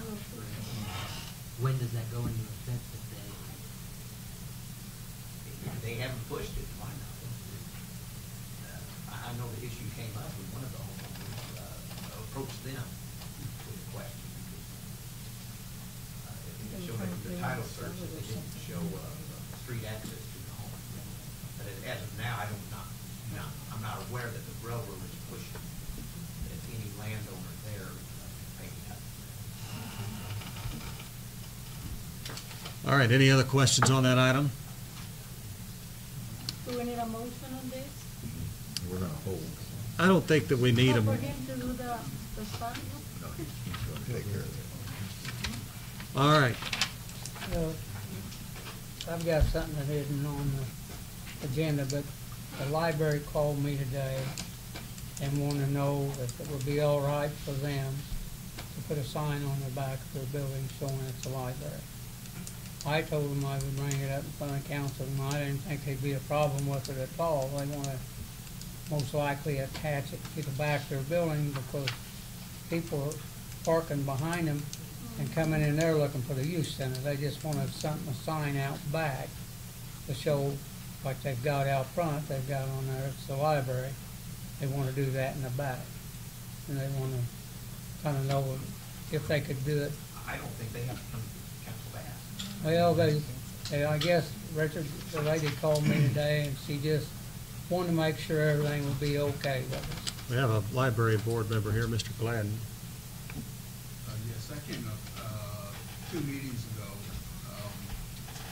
Number one, we need to remember that the parking lot and everything is on the north side of the building. Yeah. And this year, we've had a lot of foot traffic coming in that wasn't the back door, which is really the main door, because the parking lot's not there, looking for the use of it. There is no marking on the north side of that building to indicate that it is library. And our plan is to replicate the signage that's on the south side of the building. We have a couple of proposals in it to replicate that and put it on the north side of the building so that people will be able to identify it. I have no issue with it. I say go for it. Yeah, I mean, she just called me and asked me today, and I said, well, I'm sure there's no problem or anything with it, so Okay. you'll see her probably quicker than I will. That's all under old business. There's nothing under new business. Any, Gary, could I ask the question? It's not on the agenda. I guess. Okay. I missed, not last meeting, the meeting before, I was out of town, but I saw in the packet that we offered the senior citizens to give them the van so they could, there was a little bit of discussion to where they could take the van and trade it in on a smaller van that got better gas mileage and it would be more efficient. I just wondered if we did that yet and signed it over to them, or where we're at on that, well, Danny, three of the ladies come in, Joe wasn't here, and they asked that we would give them 1 year, which would be this summer, on that van, if we leave things like it was, and they get everything in place and take everything over after that. I was at that meeting. I think we did vote to give them the van, and my understanding on the vote was when we give them the van and everything, this summer they take over all maintenance, insurance, and everything on the van. It all goes to the senior hall. Now, am I wrong on that, WJ? I think that occurred when we were going in. And that's, go ahead, Sam. I do still have the title, but I talked to Joe this week about him coming and getting it. And they, at some time this summer, they're supposed to be, and I told Joe this the other day, we play cards together every day, that we voted that they could have a van at a certain point, starting next year. You're on your own. The van's yours, the insurance yours, mechanic work, and everything. It all goes back to senior hall. From the way I took it when we made that vote, it was per their request, right? That- Yeah. Because they have fundraisers in motion and. Okay. And that was my understanding, Danny, on it. Okay. I think it come up under WJ's stuff, not mine, but I was thinking that's how we voted on Okay. it. All right, that's fine. I was just wanting to clarify that in my own mind. Thank you. Do we have any public comment on building and grounds? Hearing none, we can move on now. Thank you, Gary. Mr. Urbis, community relations is yours. Well, looks like we'll be here a long time. Yeah. No old business or new business? Any public comment? Yes. I have an old business second. I just want to thank Sure. everybody that donated money and/or helped with the Feed the Team last Friday on the community relations. We've had probably close to 60 people, and thank you all for helping. Welcome. Thank you. Thank you for spearheading it. I think we're done. Okay. That takes us to public improvement, chaired by Mr. Mike Bastian. Mike? Yes, we have no old business. We have 2 items under new business. The first item is a consideration of ordinance amending the zoning from a ASR2 to a B1 zoning district along Walnut Street from 2104 to 2136 Walnut Street on the north side and from 2101 to 2203 Walnut Street on the south side. The second item is a consideration of ordinance amending the zoning from a B1 to a SR2 zoning district along the south side of Pine Street from 1515 to 1527 Pine Street. It's my understanding that Eric Kennedy had this put on the agenda, so I will turn that over to you. Yeah, the ordinance is simply recommendation, and you vote on it. Mr. Urbis? So what is SR2 to B1? Residential, small lot, just most of the lots in town. Okay. B1 is business. It continued from 21st down to 22nd. just came up with Casey's is gonna add on 7, 8 feet or something on each of the building. And we couldn't do it because of the city. So they asked to change it. So why are we doing the whole? I started looking into that, and supposedly in the mid-90s, that this was done. And I did not find anything that said they did completely illegal.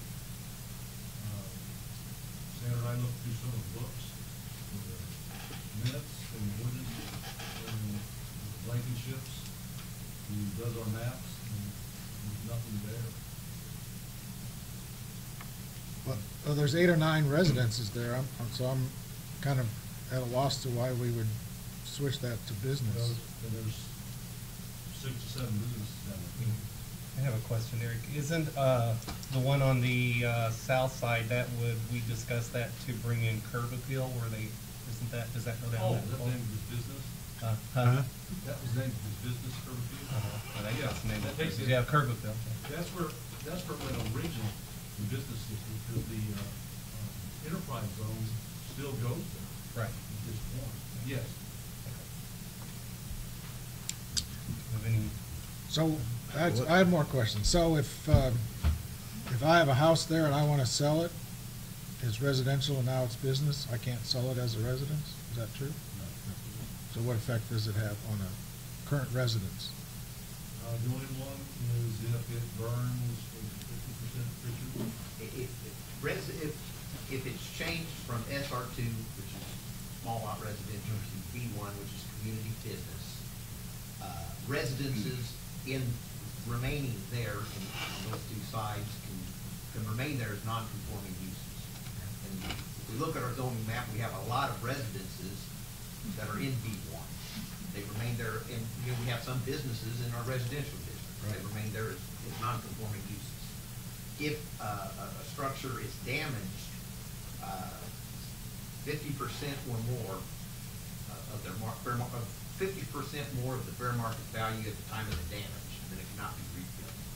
So if there's a residence in that area that would be, assuming there is the amendment made from SR2 to B1, any residences there that would be damaged to that extent could not be rebuilt.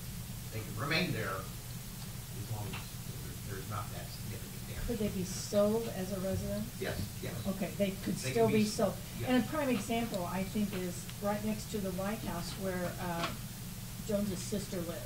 And they had the fire, and she's now deceased. If he opts to sell that house, if this has changed to business, it can still be sold as a resident? Is that Now, right? As long as it's not more than 50%. Oh, Well, yeah, they've repaired all that. But I was gonna believe ask, her. so is that the reverse of that true, like with the next items of going from B1 to SR2 on Yeah, that's. Pine Street, because there was a house that was burnt more than that- 50% there, are they not able to rebuild as a I residence think because of that zone? Eric can speak to that, but I think that was the basis of that proposal being made, because that's a residence that was actually in B1. And the proposal was to amend zoning for those houses that would lie to the west of the church's property to SR2, which would allow that house to be rebuilt, because it's, that's all we want Pine Street. They're gonna build a new house, just the reason, because they tore it down the way it was, and couldn't build it back. She was gonna stay on her family's property, and they're gonna build a new house.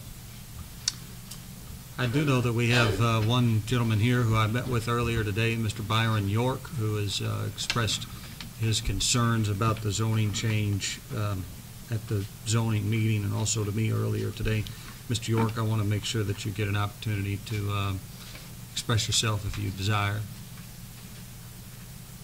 Well,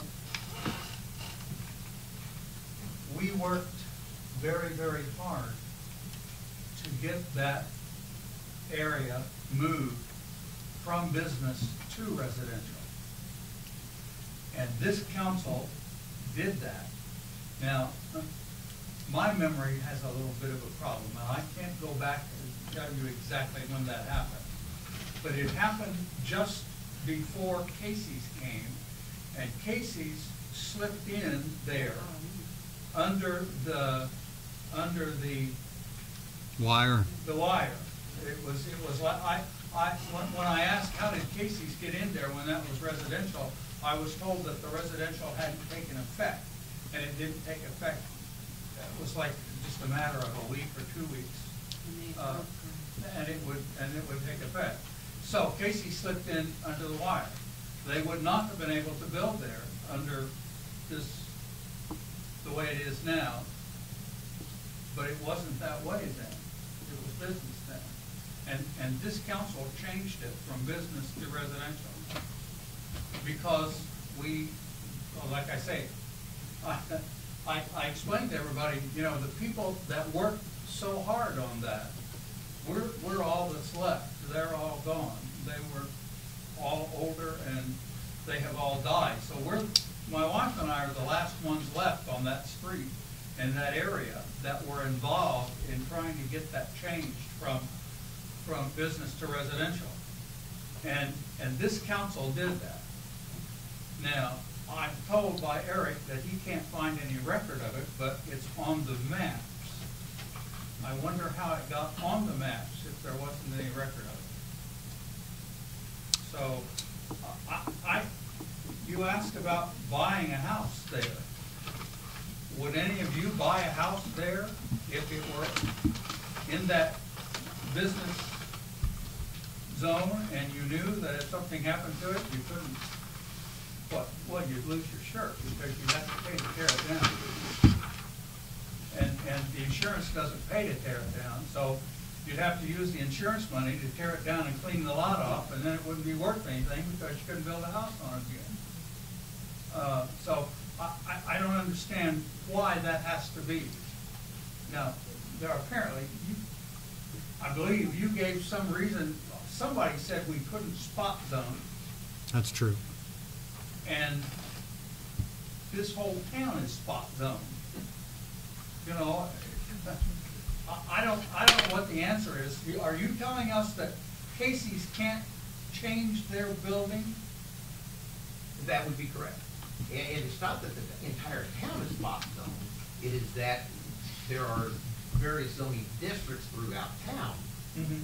I understand. And we that. have uses in those different zoning districts I that understand existed that. when the zoning was put in I place. understand that. So what we can't do is we can't take that area where Casey's is, where Modern Copier is, whatever they're called now, and I know there's attorneys on this. We can't just pick those properties out and zone them as B1. B1 districts has to be at least 1 acre, or it has to adjoin what is currently B1.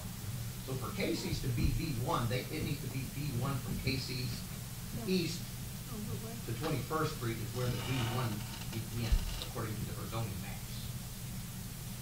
That's what I was explaining about spot zone. When you're looking at zoning, you know, as we do have different uses spread out in different zoning districts, zoning, its purpose is to put uses where those uses should be.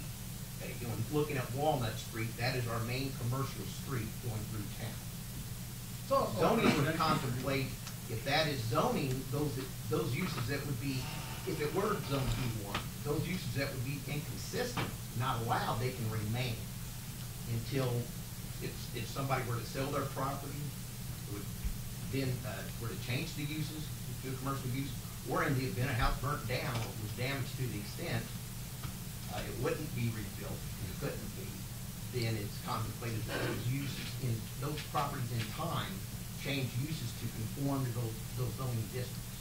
That's the idea behind zoning. You're trying to keep your specific types of uses to specific areas within the city that are most suited for those uses.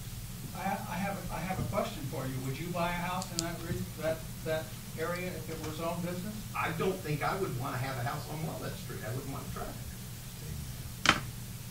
Okay, All right, well, that wasn't the question. we can debate. I think the conversation needs to. Doesn't, I don't know if there's anybody here who resides for the meeting. Okay, I was going to see that. I know Mr. York doesn't actually reside in the area that's being requested to be zoned. Yes, there's some people here who live on I Walnut. have something to say too. I mean, I remember when it was changed to residential, and there was a business on Walnut, and when that business went back to residential. because the people living there wanted to have that to be residential. Now, I don't know if anybody's here that's living in that area. The people that I talked to that are living in that area said that they got a letter and they couldn't understand the letter. They were not aware that it meant that they was going to be business. Yeah, and I was concerned about it because I live in the neighborhood and I was here when it turned to residential. And I did not live with this is my parents right here, but I did not live with them at the time. I lived somewhere else. And right now I live over on Spruce Street. But I went door to door and asked people if they had gotten a letter and had they read it and were they aware. And most people said they didn't know what it meant. It just had a bunch of letters in it. You just said, well, what do these letters mean? And the letters were posted in the newspaper also. And as a citizen, those letters don't really give us the idea of what it is you're really trying to do. So they may agree to it being they may agree to what you're proposing, but I don't think that you've done a really good job of making sure that everybody that lives there knows what's going on and what is being proposed. And I don't think you should make this decision so quickly.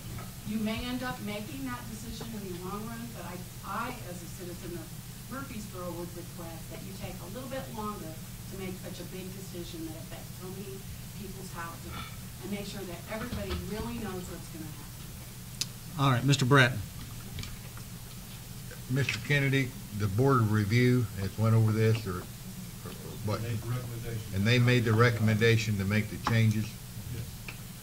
I've been in front of the board of review before, and when I was there, it was a little easier. But I can tell you the people on that board of review do an excellent job, and they take their job very serious. When I was there, they happened to rule against me, which is fine. They were doing their job. And the board we have now is a lot more better, in my opinion, than it was when I was there and got ruled against. I think we ought to go along with the board of review. I think Mr. Pittman's got something. It's the zoning board of appeals, right? Board of Appeals. Board of Appeals. Well, I'm thinking about Tacky too. I gotta see them. Board of Appeals is what I meant. Thank you. Hold on one moment. Ma'am, we're having a discussion here, and we will call upon you whenever we are going to take public comment, so that we can respect one another's ability to discuss the matter. Does anybody at the council level have anything else they want to say on this item?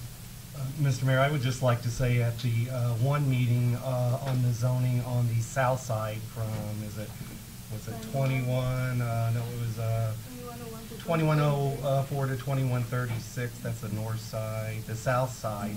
Yeah, 22031 on the south side. I was there, and there were several people that did receive their letters, and there were several people that lived in that area. And we really had no opposition at that meeting. And so, with that being said. What meeting was that? It was at the Board of Appeal meeting for the rezoning. The one that was discussed for the south side. When Curb Appeal presented to them, that is where they're putting in their, where they're gonna do mulch and stuff. Well, but that's not a part of what you're talking about here. Yeah, this is something else, Mike. Yeah. This is something else. That's not what you're talking about here. That's gonna be included in this. Correct, I understand that, yeah, correct. I was just making a statement that they were very aware of it and what was going on, and we did have some support for that at that particular meeting. I don't have a meeting date, it's not on here.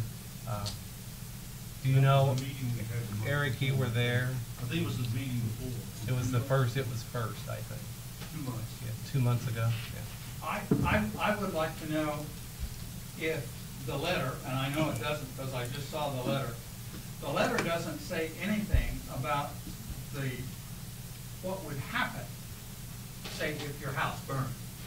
It doesn't tell you that. The people that read the letter don't know about R1 and B2 and Z3 and XY, you know?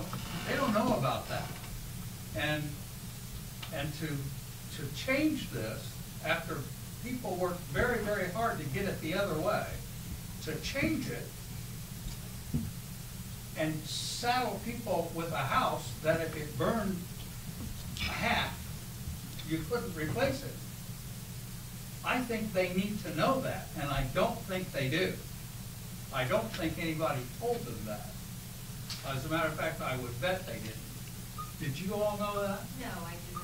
I didn't know what SR2 or Right, B1 right. was. So, you know, maybe you're gonna end up doing it in the end, but doing it this way is going to cause you more trouble than it's gonna cause help.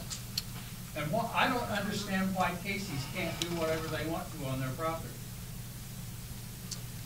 Well, they're a use that, and I don't know the history of when They knew things that when changed they back built to it. that They time. built it and But they at built this point, Casey's is not in a B1 district, it's an SR2 district. They cannot extend their use in an SR2 district. I understand that, but when they built that building, it was a B1 district. Well, And it changed. All right, so we have an item on the agenda, and it takes in whether we want to approve the recommendation from the zoning board or not approve it or table it.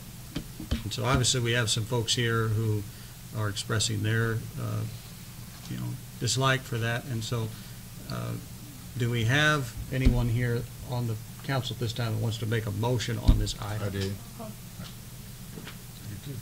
All right. I make a motion, we approve it. All right. Take the recommendation of the board.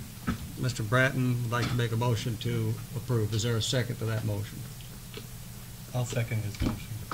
All right, we have a motion and a second. All in favor signify by saying aye. Aye. Opposed? No. So take a roll call vote, please. Alderman Hughes? No. Alderman Curry-Witzman? No. Alderman Brown? No. Alderman Voss? No. Alderman McComb? I want to sustain from it. I don't know enough about it right now to swing me either way. Alderman Urbis? No. Alderman Bratton? Yes. Alderman Bastian? Yes. Alderman Campos? No. And Alderman Pittman? All right. 5-4. All right, 6-4, that motion fails. I'd make a motion to table it. Second. All right, we have a motion. It's Mr. McComb, did you have something else you wanted to say? Well, I was just going to try to put this vote off for 2 weeks to sometime next month at the next council meeting. So if we need to notify the citizens in that area up there, we could do that and give them an opportunity to speak. I mean, I understand we need to go along with what they're recommending, but I think we need to will the citizens living in that area too a chance to voice their opinion. Rather than us voting on it tonight, I would like to see it brought up, which what I was going to say before Danny made his motion, that to give everybody a chance to look at what's going on. And I know we need our businesses in town, and it's not going to break Casey's if they don't get wider, but we also need our citizens, and we just need to have a little bit more input from the citizens on this deal. Maybe sit down and explain to them a little bit more about it if we have to go house to house in that block on both sides of the street. I mean, how many businesses we got in that block now? Well, I'm not sure, but I think the, That's why I made the motion to table, Gary. right. Yeah. So, but I do want to point this out, and then I'll get to W.J. and Gory, and that's that the process for this zoning change is exactly the same as every other zoning change that we ever go through. There's a zoning, board that meets, considers the matter. I know that these letters may not be literature by any stretch of the imagination, but I do just want to make that clear that the process that went through is the same process that we always go through, and I think it's just important to point that out because we're certainly not trying to be, dodgy about the matter. Mr. Pitt. I'm assuming the letter I haven't seen the letter. I'm assuming the letter did it come from the Board of Appeals? Is that who sent out those letters? No, it came from, City of Murphysboro Public Works. Can we send an additional letter that, Wait a minute, I gotta say something. I wasn't gonna say anything. The letters, tell them to call if they need to. If there's any questions, we want people to call, it's what it says. I'm not trying to hide anything from anybody. I try to stay in the middle. I mean, it's not my opinion to do, what's gonna happen. Excuse me, it also says go to this meeting here tonight. No, Yes. no, that was the Board of Appeals meeting last week. As far as the notice is concerned, the procedure required is that everyone within the area proposed to be rezoned, and then every landowner who is adjacent to that property, they all individually receive the notice. Then there's a newspaper publication of that hearing. It's the zoning board of appeals. With that notice. But that letter is lawyer speak.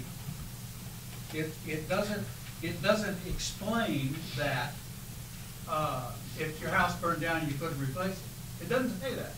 Why not say that? Why not go tell people what would happen to their house if it burned? Why just send a letter that, I'm sorry, but it is lawyer speak. It doesn't explain what any of that means. Mr. York, I appreciate your feedback. We have a motion and a second to table this item. I don't think that we're going to improve upon our discussion by continuing it at this point. I just wanted to, Carly, say that, sometimes it's up to us also to find out what's going on, and probably if we take sometimes a little bit of a breath and read slowly that letter, probably you will find out that you could have gone to that meeting last week. So it both goes both ways. Yeah, it really, so we are accountable for what is in front of us and make the decisions. And so the city. Okay, All right. let's let her speak first, Again. and we'll go to public We vote on comment. our next. motion. Yeah, so it goes both ways. I understand your concerns, sir, and I'm really sorry that this is going on this late, but this already passed. You see what I mean? And I feel bad for all what you're facing, because I am a homeowner too. We all are. And we can be on your shoes too tomorrow or today or yesterday. That is not the point. If it was me, probably, I would have gone and called and I said, you know, I'm concerned, what is this? What SR2 and B1 means? I'm not aware. But we're here today, and I'm just feel for you, but at the same time, you know, like the mayor said, let's keep the meeting going on. Okay. All right, so we need to vote on this motion. We need to vote on the motion to table the item. We have a motion and a second. All in favor signify by saying aye. Aye. Opposed? All right, motion carries. So, I'm sorry, everybody's talked, and I just want to say, we were not saying that you weren't doing things according to the law, or that you were doing things differently, or you're trying to do something under the table. We did not want to make that impression. And I don't think We were you not did. accusing anybody of anything. It's just that in this case, there were factors that needed to be considered, we felt, needed to be considered. And we did have people that did go to the meeting, and we still didn't get anywhere with that. So I just want to make it really clear that we weren't accusing anybody of doing anything shady or under the table or not doing it right or anything like that. It's just there were things that needed to be known that, and like the end result may still be the same.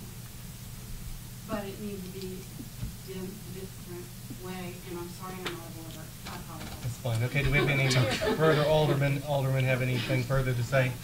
Okay, with that being said, I'm gonna close the public improvement meeting. I think we still We still need have the to second one. consider Oh, the do you second. wanna do the second one? I thought we were gonna do it as a package, but, okay. They're- yeah, do it they're two separately. separate Okay, that's paragraphs. fine then. All right, so the consideration of the ordinance amending the zoning from B1 to SR2 at this area from 1515 to 1527. Is there any consideration, discussion on that? This one's so that somebody can build back on their family place, right? Essentially, this is addressing the scenario that they are concerned about on the previous item, where we are taking something to residential to, Is this spot going? it connects to a larger residential area, so no. Thank you. Sure. Make Do a we have motion to a, approve. I'll make that motion. all right, we have a motion. Is there a second? Second. All in favor signify by saying aye. Aye. Opposed? Okay. What did we just do? I didn't hear it. Pass Okay. the second. We passed the second. Right. Okay. Okay.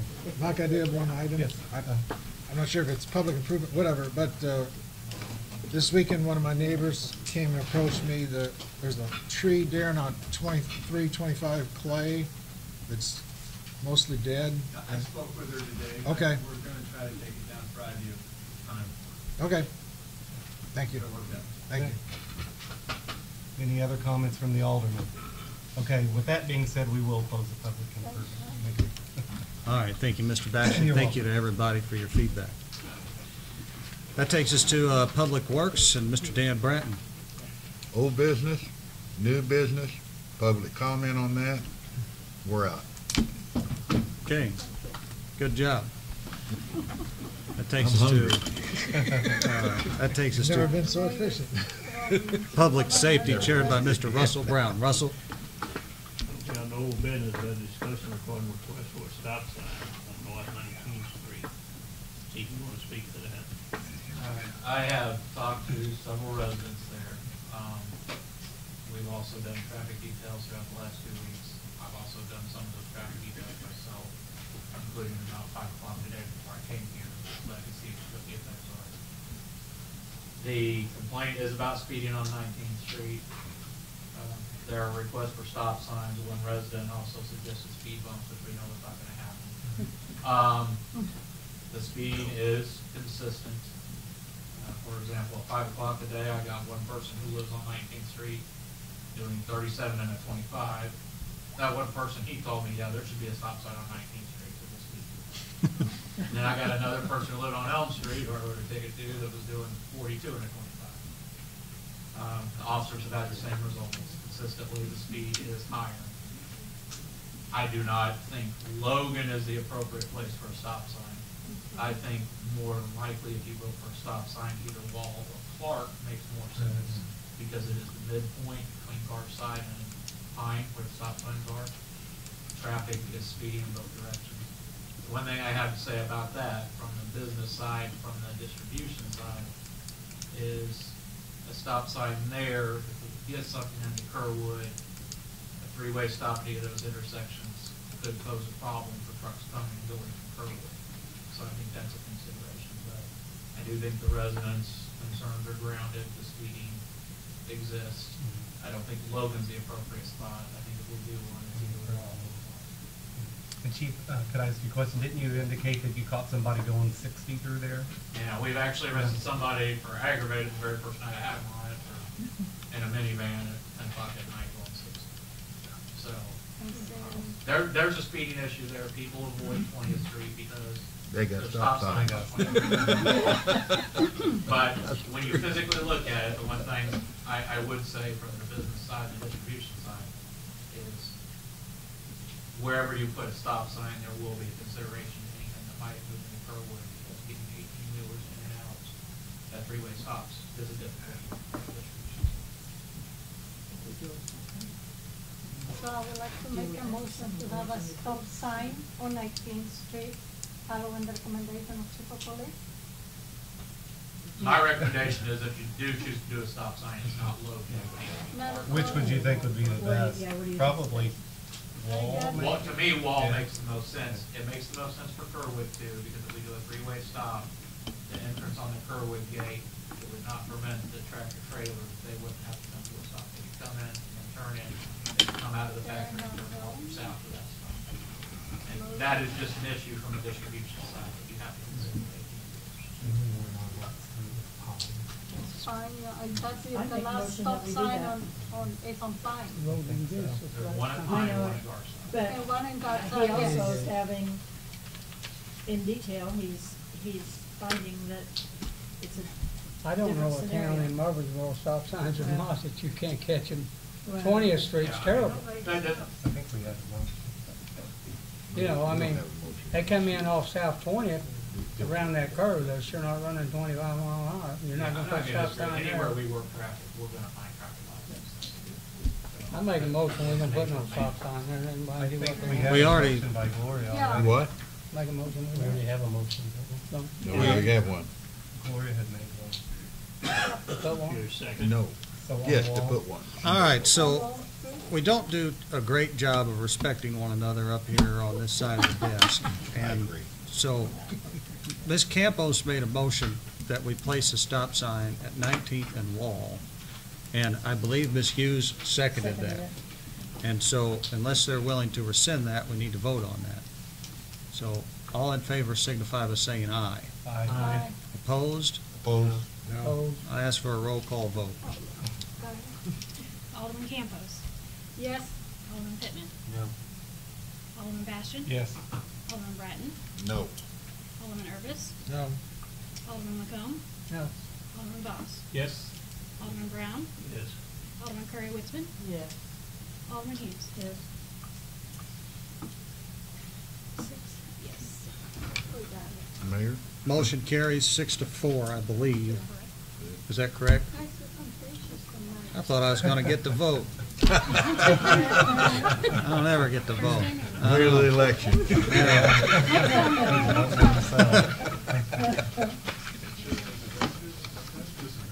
Yeah.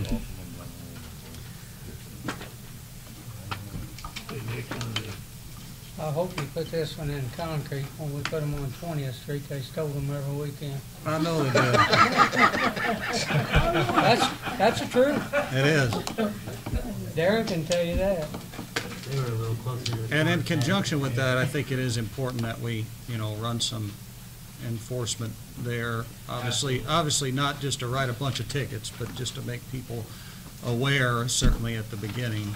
No, I think it becomes one of those spots that has to stay on the regular enforcement. Yeah. I very much think it's an enforcement spot that has to be there. Okay.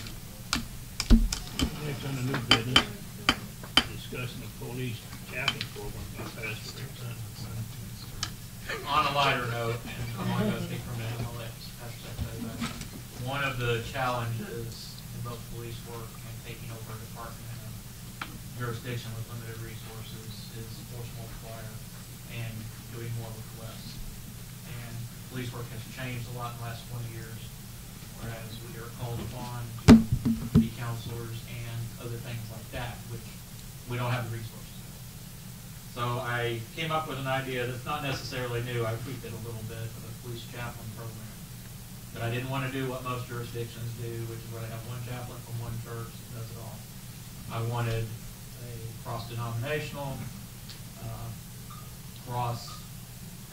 representation of our citizenry in the program. I took it to the Ministerial Alliance, and these people have done just a phenomenal job making kind of an infancy of an idea happen. We've entombed it in policy.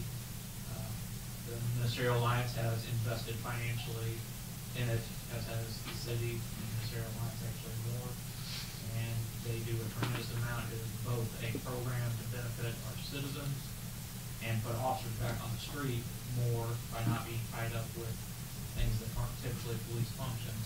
And it's also kind of an employee assistance program for my employees, which is, we don't really have a place for the employees to turn to issues.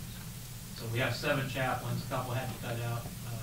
Chaplain McNeely is actually out of the country, but I'm gonna let Chaplain Sutton, who's my head chaplain, kind of tell you what the program does, what that's accomplished so far.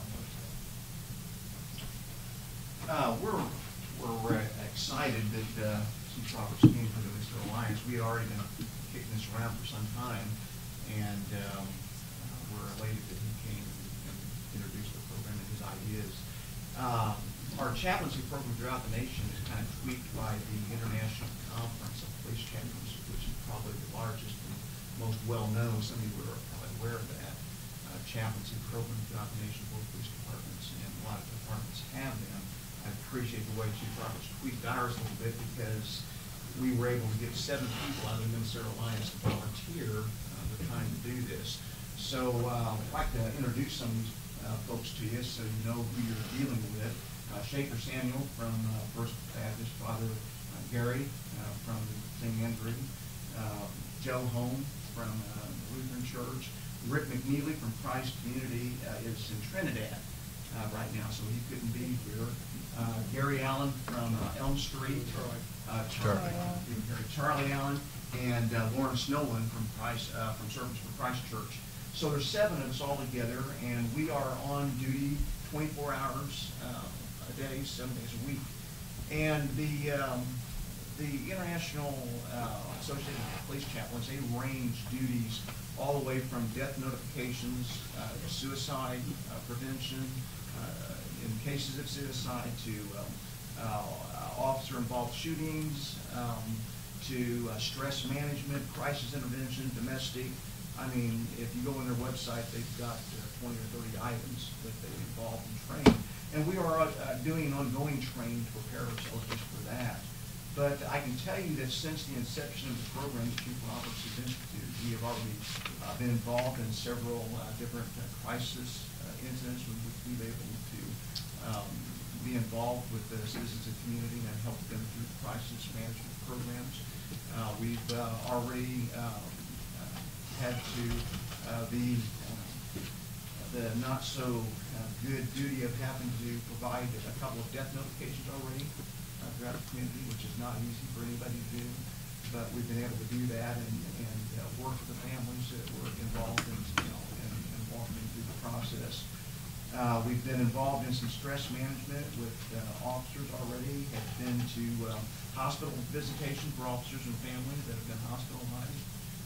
Crisis management, we've done some crisis intervention, some domestic intervention and management. So we've run the whole gamut of the program. We ride with the officers. I rode today and going to ride a little bit more this afternoon with the officers, which gives us an opportunity to see from their perspective what they do and some of the stressors that they have to go through, and get a chance to learn about them and their families. And sometimes officers, because of the stress they go through, need a dumping ground, a place where they can dump some of the stuff that they have to go through in the city. And so we provide that outlet, which is good for them to be able to talk things through. I'm sure you're aware of the most recent nationwide tragedy that occurred out in Las Vegas. Police chaplains responded to that incident. If you remember, the incident took place a year ago down in Dallas with the shooting of the 5 officers. Police chaplains responded to that. God forbid something like that would happen in our community, we would be able to respond and walk the officers and their families through that incident. So we, oh, by the way, my name is Rick Sutton. I'm from Christian Church. So we're excited to be able to work with Chief Roberts in this program. We are excited to be able to serve our communities in this way and step forward and do that. This is not a paid position, it's a volunteer, we volunteer our time. And the Ministerial Alliance has gotten behind it. Chief Roberts has been coming and attending our programs in the Ministerial Alliance, and we appreciate him being here and helping us with some of our issues that we deal with in the community. So when he brought this to us, we were so we're excited to do this. Any questions? No, we appreciate your To have 7 participation. volunteers for this group in a small town is delightful. And that way you can spread it, some of it around too, and one doesn't get burned out with these. Thank you so much. Did Pastor Sutton represent you other gentlemen well? Yeah, you did great. All right. Maybe one thing also, we're considered auxiliary officers, and maybe the reason that I point that out is, he mentioned that we do some training, and you might notice that he does carry a weapon. Some of us do have the 40-hour mandatory training through the Illinois State Police. So, as chaplains, we take this very serious. And I know one situation where one of the officers had to go to another call and was dealing with the situation, called the chaplain. The chaplain was able to then take over and allowed that officer to go ahead and deal with something else with somebody that really didn't need an officer, but needed some counseling and maybe some resources. So we have a full resource book to help people for things such as a homeless shelter, food, other resources that we can also help the community with. And then I think part of that whole idea is also to give a friendly face and bring community relationship with the police department and the community. So I think that that's one of the things that the chief has really encouraged, and Rick's done a great job of making sure that that's part of our primary purpose. So. And one of the reasons for making them auxiliary is legal protection for both them and for the city.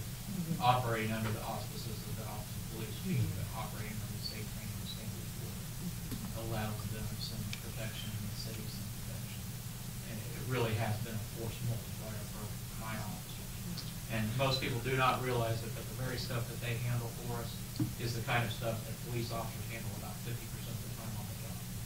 And this officer is tasked with things that we aren't trained for, and things that consume our time. And these guys help us very much in both serving the public and getting back to the business.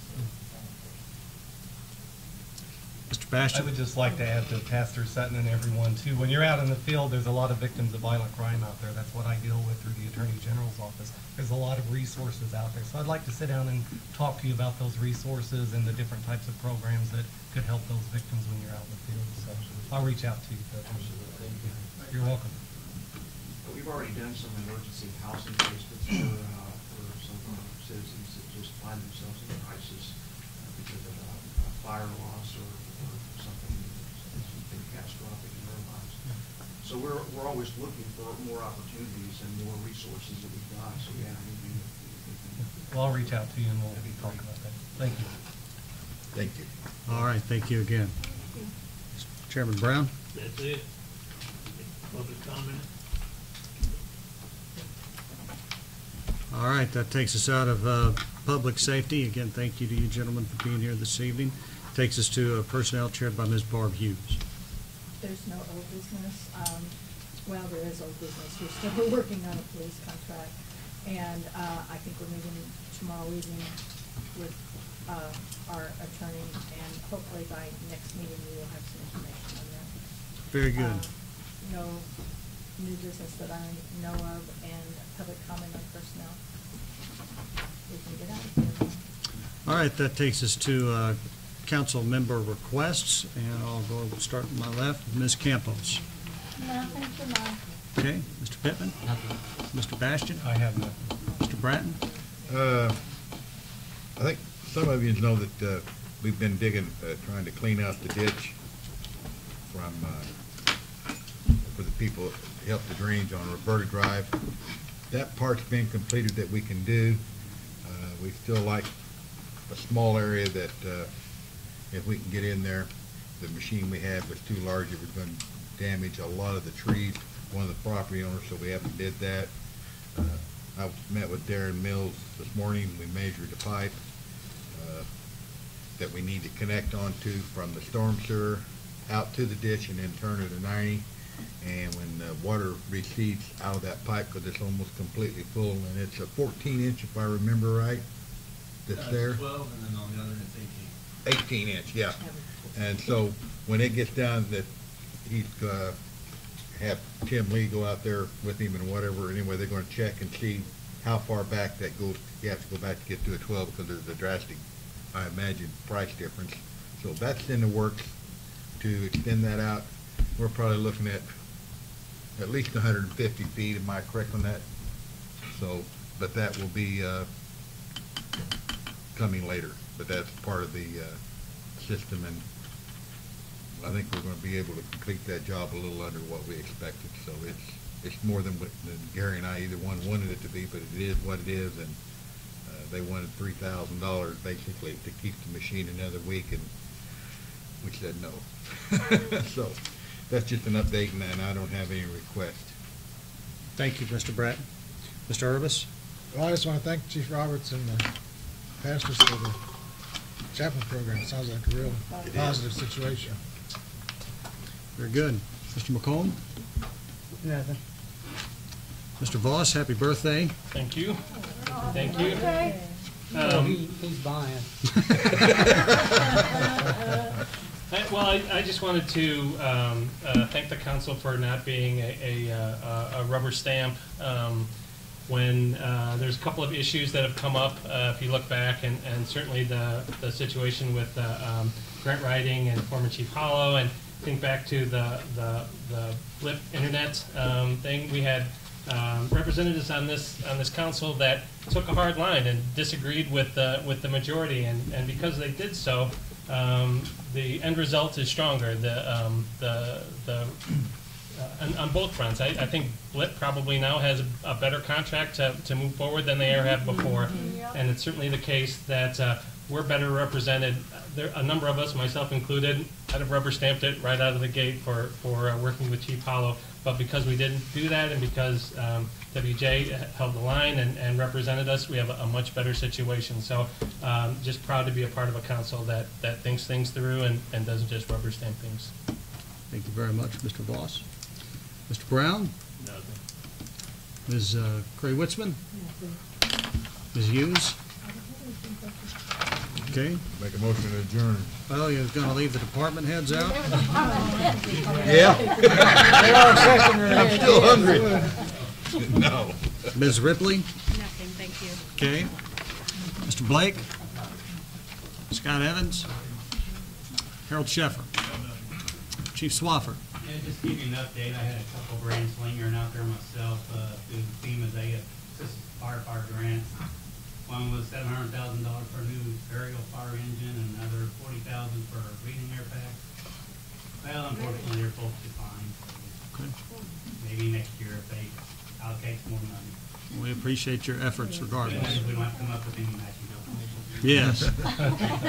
Keep on the sunny side. Anything further, Chief? No, sir. Chief Roberts? I have nothing. Okay. Brian Manwaring? Nothing. Darren Mills? Eric Kennedy? Tim Lee? Jim Stewart? All right, I think that's everybody. I entertain a motion to adjourn. So moved. Second? All in favor? Thank you all. I didn't mean to.